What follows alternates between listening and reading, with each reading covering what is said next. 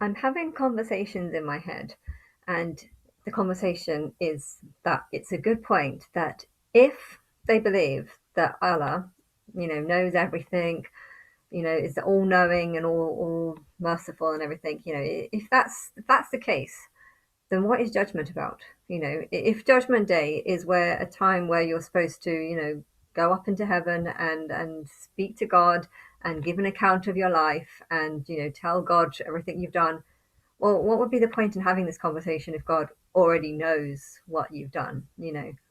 Um, I believe I can explain it because my higher self does know what you've done, does know the beginning from end. But my human self, my mortal self, doesn't know.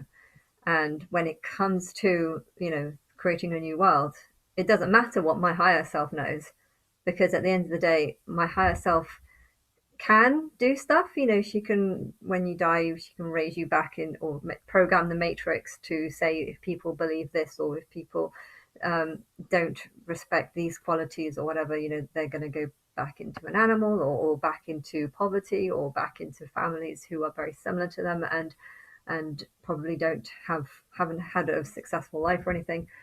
So she does do that, but the problem is that this is what's been happening since the beginning, and the world isn't getting it isn't a better place because of reincarnation. Reincarnation just allows the rich to get richer and the poor to get poorer. Well, that's how it would seem on earthly world. It seems that way. Really, the poor are getting richer. The problem is the population is just getting bigger. Hence, they're moving. The smarter ones are moving up the chain, and the newer ones are being forced down the chain because they haven't had that quite experience. Just in the same way, uh, an eight or probably when they're 80 they start losing their memory. But in the same way, a 50-year-old is more intelligent than a 10-year-old. That's how kind of reincarnation is. The more lives you have, even though you blank out your memory each time you get a new life, there's a subconsciousness that makes you be able to relate to people better, to understand people better, and stuff like this. So, but yeah, that is a question that I'd love to ask Muslims. If God knows everything, then what is the point of Judgment Day? I mean, I guess they would probably say it's about dishing out punishment, and that is the truth, because at the end of the day, God is not actually the one that punishes. I mean, she does through reincarnation, but this is done really hiddenly, and you'll never know. Like, you bad things could happen to someone, and you'll just be like, oh, that's just something that's bad. You wouldn't necessarily blame it on God. You might blame it on the devil, some people, but technically that they wouldn't see it as a sort of karma coming back to them. But yeah, Judgment Day for me is that there's going to be a time where people are going to see me and they're going to express their opinion of me, and the world is going to judge them because a lot of people want to worship God, not necessarily the modern world. I would say they say Muslims particularly, they want to worship God. They want to.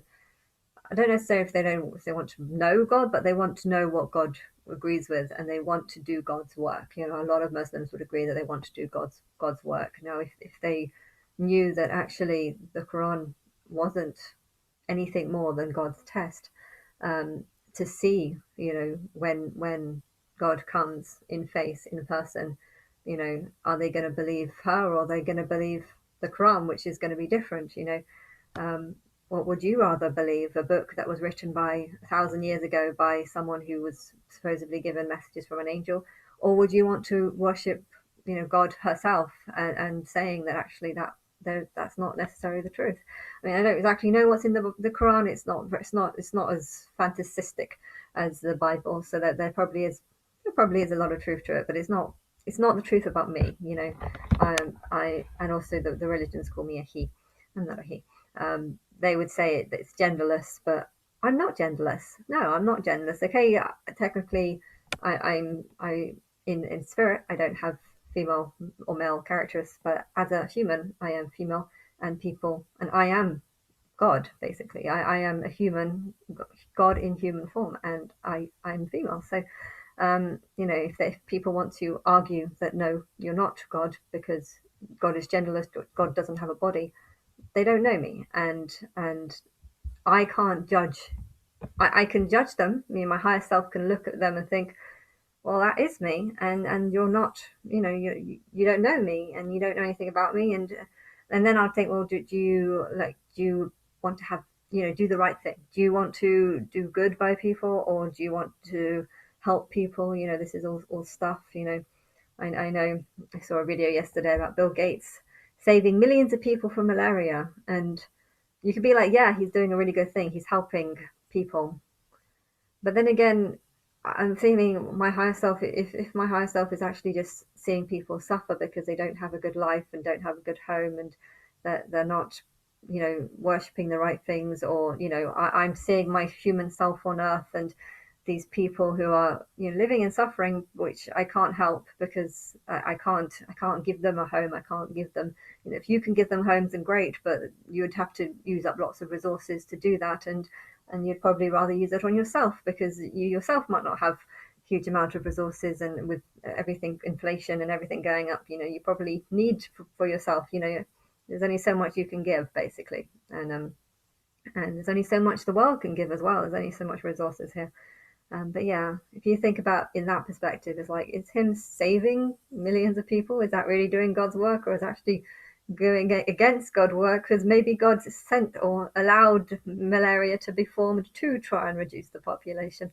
And so yeah, there's going to be a big confusion over whether people are actually doing the work of God or not. I mean, on one hand they are, because it's good to help, and I need to encourage people to come up with diseases that are going to save people, and not diseases that save, cures that are going to save people. But yeah, in a world where there's way too many people, saving people, keeping people alive when there's too many people is not actually God's will. But people don't know that, and I don't know how he would feel about this.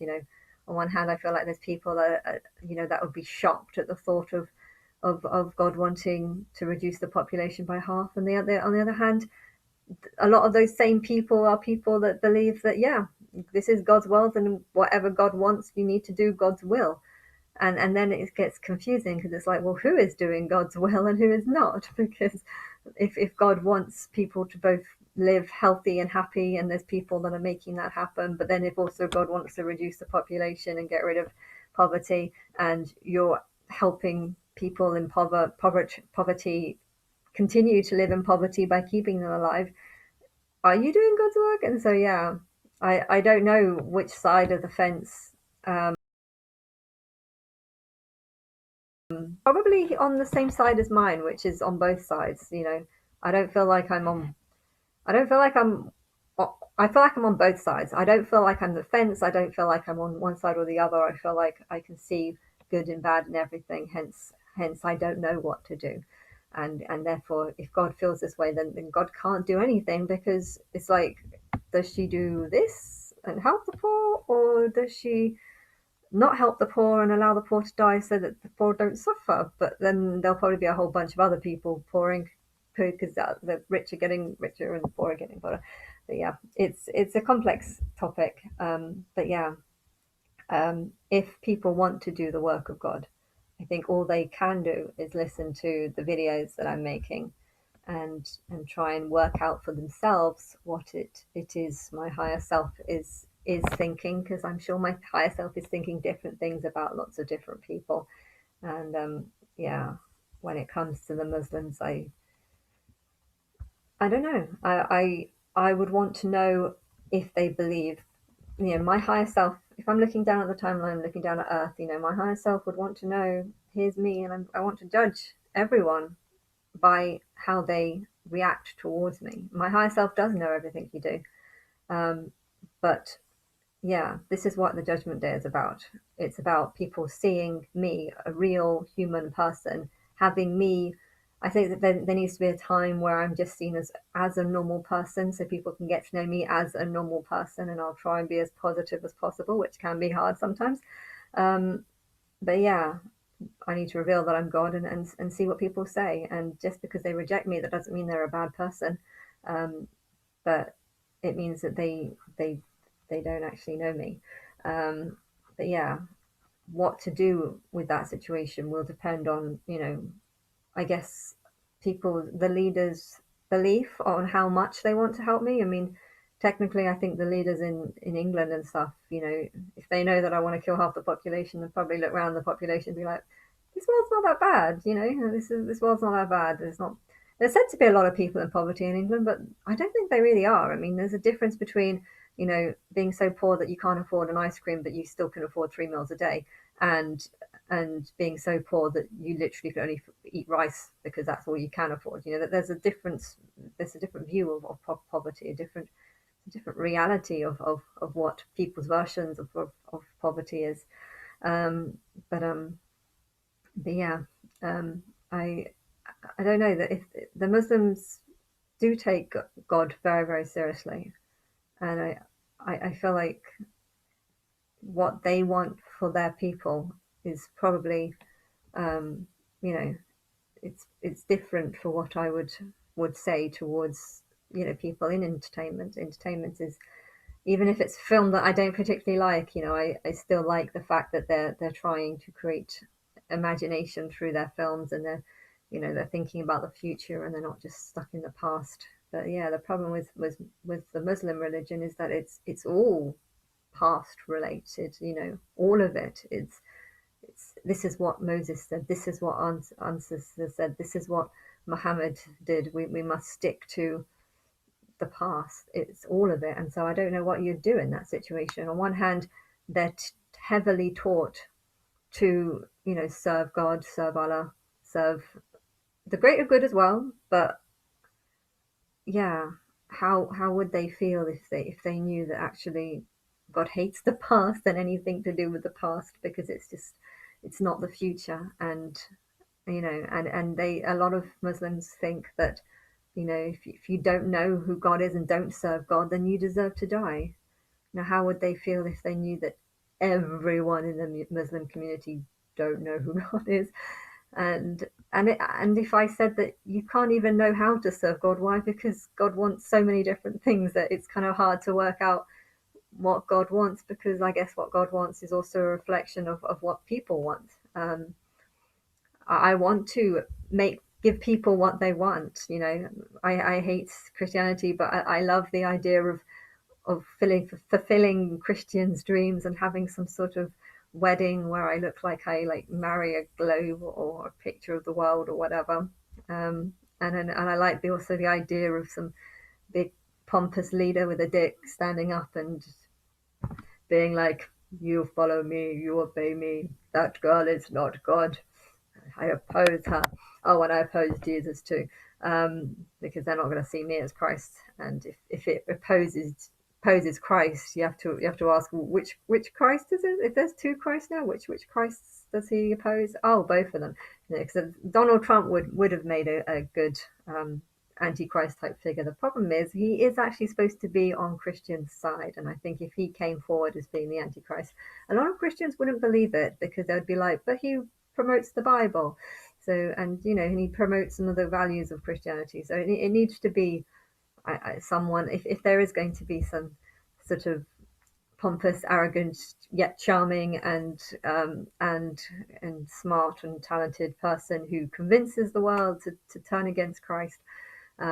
Yeah, it needs to be someone who's also not really for Jesus, because then they can turn against both me and Jesus, and regardless to which Christ you think it is, that could fulfill prophecies. But yeah, I am thinking about it from a sort of film perspective. I don't know if I'm necessarily thinking about it from a realistic perspective, because reality will depend on what humans create, and in what direction. If I'm getting on a show, that show is going to be a big thing, because it's the whole thing will be determined on it. I mean, I'm thinking about just going in there for 3 months, but maybe the test should be for longer. I don't know how they would want it, and what would manifest. People manifest things that they want to manifest, but if there's a group of people doing it, then it has to be a group manifestation. And yeah, and I don't know.